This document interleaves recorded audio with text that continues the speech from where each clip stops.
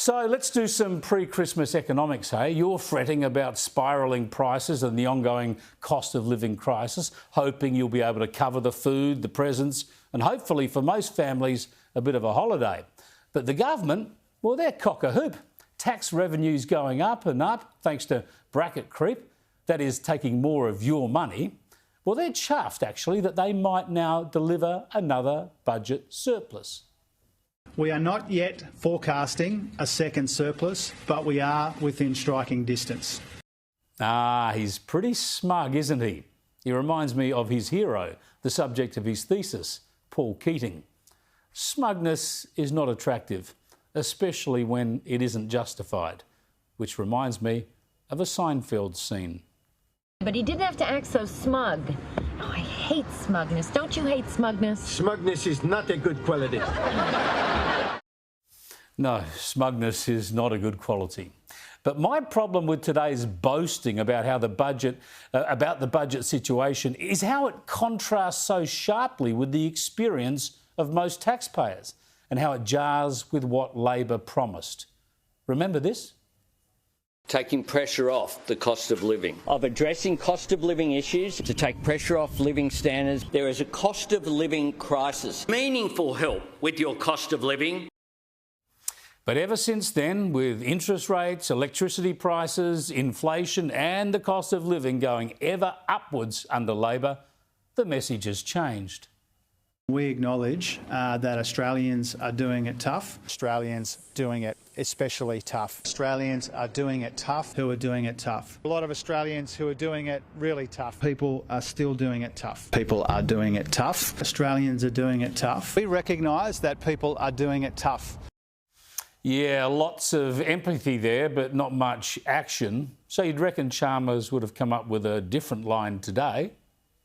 Now, we understand that Australians are doing it tough and our economy is slowing.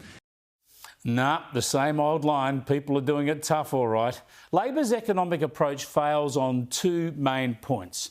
First, it's been lazy on cutting spending. If it had tightened its belt more, there would have been less inflation, less pressure on interest rates, downward pressure on the cost of living, and a big budget surplus keeping debt lower.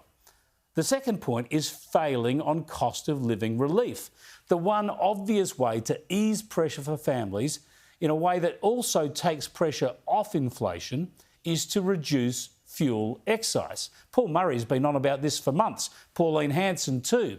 Give people cost relief at the petrol pump, just like Scott Morrison did. It helps families and it fights inflation by reducing a cost input on just about everything we buy. And clearly Chalmers has got the money to do it, but he won't. Mainly because he wants to guarantee that thin budget surplus he's set as his target. And if he gets that, of course, he'll claim economic victory. So you can forget tax relief on petrol prices.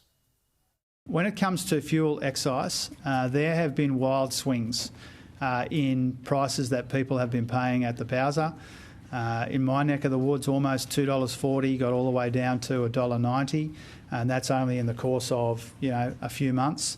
And that, I think, gives you a sense of, even if you made a change like the one that you are talking about, that could be easily impacted in either direction. Either direction? No, that's not right. The only direction a cut in fuel excise could take prices is down, Treasurer. It can't push them in either direction.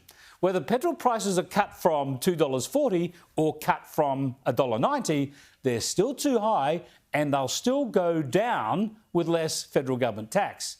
And that'll help families and it'll help small businesses. It's time for Chalmers to stop being so smug and start doing something.